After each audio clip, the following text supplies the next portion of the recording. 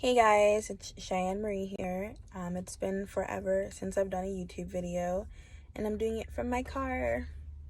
You can see my mess in the background, or no, that's just a shadow of a highlight, but whatever, yeah.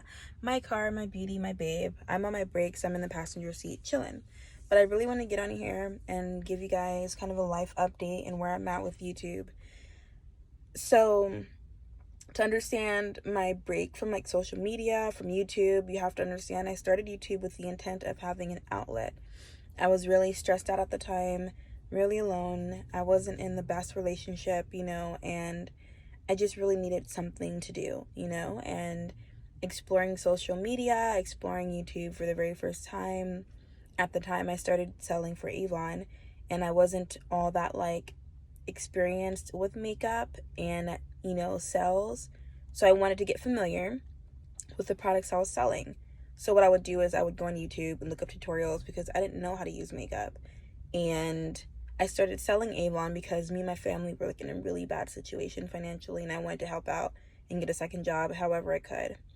However, I only made one Avon order, but I did learn how to do my makeup, which is a blessing. And I found all these great YouTubers who were darker skin, brown skin girl friendly. But I'm like, let me look for makeup that's budget friendly and beginner friendly, At the time, everyone had a Sigma brush and I was using like e.l.f. brushes, And I'm like, well, there's other people who might feel intimidated by these big brands. Let me show them that these smaller drugstore brands can also perform just as well as these big brands. Tarte, NARS, Huda Beauty, all these other big brand makeup companies. So I wanted to be that budget-friendly, beginner-friendly, relatable YouTuber. However, it started out good. It did start out good. It was a healthy outlet. The beginning was rough in the sense that, like, I didn't really have the best setup. I wasn't tech savvy. I'm not, like, rich, so I can't just go and buy the best camera, and I live in a shared home, so it's not like I can just utilize and take up space that someone else might need. I didn't have free space like that. So it was frustrating to find my start. However, I finally got my footing, got my support, and then after getting my footing and hopping over that obstacle, having a space to do everything and the technology to do everything, which I've just used my phone and good lighting, I figured out really helped. It wasn't the best because I had an Android at the time, but my phone, good lighting, that's all I could do, you know what I mean, in a pretty like background. But after that obstacle, I kind of became self-conscious with the fact that like my subscribers were low or my likes and views were low, and that started to take a toll. And it's kind of like I'm in competition, not with anyone else, but with myself. It's like, you're like, the voice in my head was like saying, you're not good enough, like you're not going to take off. What are you doing?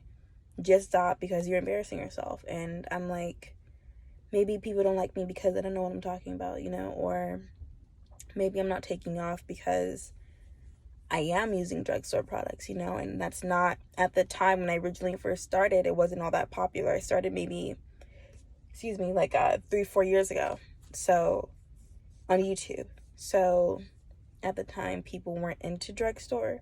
Drugstore is becoming popular now, which I'm noticing. When I say drugstore, I mean like smaller brands like e.l.f., Morphe. Morphe is like middle class, so we'll take Morphe out and I'll say like ColourPop. ColourPop is definitely on the cheaper side of makeup, and cheap not in quality but cheap in price range. Wet n Wild, Milani, that's drugstore products you typically would find in a drugstore. But all drugstore is now like a new wave now.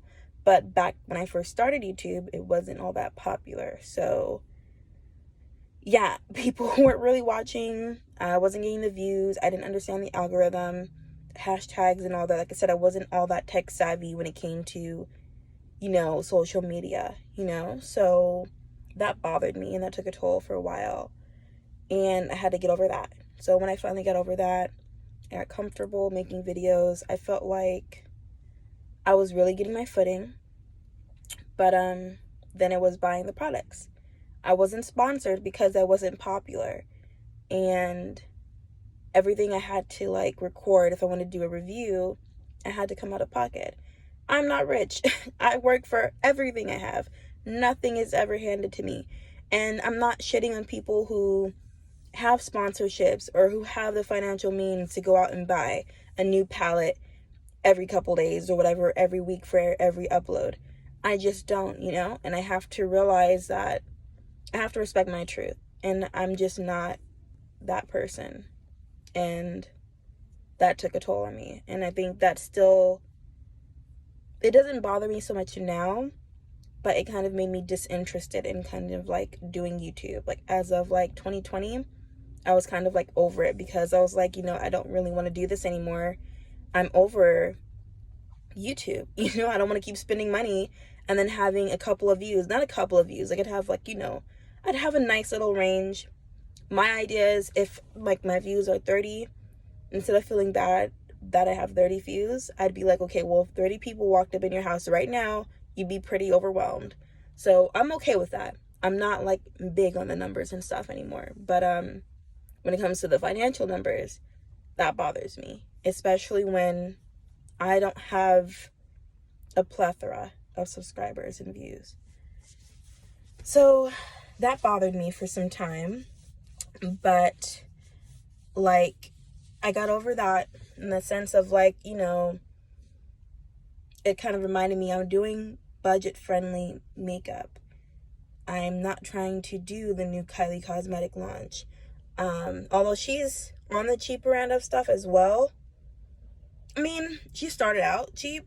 $17 like lip kits. It was two. It was a liquid lip liner or liquid lipstick and a liner for $17. That was okay. It was pushing it, but it was okay. Now homegirl sells it for like almost $30, I think, which is fine to her. No tea, no shade, no pink lemonade. But for me and my audience, I did not want to push that price range on them. I wanted to stay within no more than $20 for certain items. You know what I mean? Just because not everyone has money to go and buy or spend $30 on a lip kit. It's going on your lips, and we're still wearing masks, so no one's gonna see it. You know what I mean? It's not, I mean, some things to me personally, I have to align my social media presence with my truth, you know? I can't be this person on social media and be like, hey, yeah, this lip kit is so affordable, it's so good, it's such good quality, when I wouldn't buy it consistently, or I won't restock and, oh, I bit my cheek. I won't restock it or give it to someone else as a gift because it's too damn expensive. Like, I'm sorry, like, I live in California. Gas is expensive, you know? Life is expensive. Maybe at the time when I first started YouTube, I didn't have a car. I didn't really have the bills I have now. I used to get financial aid back then. I don't now. And it's kind of like, you know, like it was just too damn expensive, you know what I mean? For a lip kit. And I forgot where I was going with this. Pretty much, yeah, it was the financial burden of buying makeup. I think that did it for me. But it was the financial burden of buying makeup. I would do like the PR kits, new launches, and then not getting the reward I wanted. So it's kind of like, why am I doing this? And that's not like subbing anyone or shitting on anybody because, you know, that's just, it is what it is, you know? I just haven't discovered an algorithm and my niche. I'm still working on my niche. I feel like being real, being open would help me be more relatable and attractive to an audience. So I took some time off. I took all of, I think the rest of 2020 and last year off from posting any YouTube videos. Every time I get ready to do one, it gives me anxiety. The editing process, the, you know, anticipation, the hype of it all, and then it not following through or whatever because of technological issues. I can't speak. But tech issues. Like I said, anxiety, tech issues, all that would just get to me, and then I wouldn't perform the best that I could perform. I think my last video actually was like, I think it was last year, for my birthday month, actually. I did a birthday vlog, and I think that was it. But pretty much that just became overwhelming. YouTube just became tiring. It was all this work for low reward. You know what I mean? And I didn't start off as a makeup artist. I didn't work at a MAC counter. This is just me, a basic person. Basic in the sense that, like, I'm a regular person, you know, and I don't have a makeup license, and I'm just learning makeup as I go from YouTube, and it just no longer was fun, you know. And I still have never received a check from YouTube because their conditions for monetization are just way too, I don't want to say they're unrealistic, but right now for a regular person, it just doesn't align with me. So yeah, I just wanted to come on here and say that, you know, to everyone. And I do want to start getting back into YouTube in my own way. So I kind of want to rebrand myself. I usually rebrand, I feel like, every year, but I want to rebrand in the sense that, like, it's more lifestyle and raw and authentic. Like, for me, not everything's perfect in life, you know, and I want to do more vlogs, but I was weary on doing vlogs because I didn't want my channel to become gimmicky. And yeah, I just didn't want to become gimmicky. So I want to provide real content, makeup and lifestyle, and just show you guys the real me, things that actually interest me, and hopefully that just helps me feel more fulfilled as a person and want to explore more. You know, I started YouTube when I was like 19, 20. I'm almost 24, and I'm a very different person than that person I was in that space when I first started YouTube. And I think I have to be true to myself and take up the unnecessary pressures of views and subscribers and just have fun, you know. And I feel like that'll transfer well, you know, through screen or whatever. And yeah, so that's what's going on with me. More vlogs that aren't, like I said, gimmicky. They're very real and lifestyle. Birthday vlogs, new car vlog. I've never done a new car vlog for you guys, so I can give you guys a tour of my baby.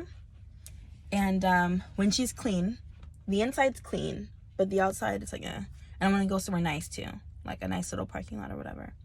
And yeah, just have fun with you guys again. I missed you guys so much. And if you ever want to get more like day-to-day content, you can follow me on my Instagram, Cheyenne Marie Beauty. And yeah, thanks for watching, and I'll see you guys in my video next month. I have a birthday vlog, so yay to Aquarius season. Mwah. Love you guys so much, and thank you for rocking with me. Deuces, bye bye.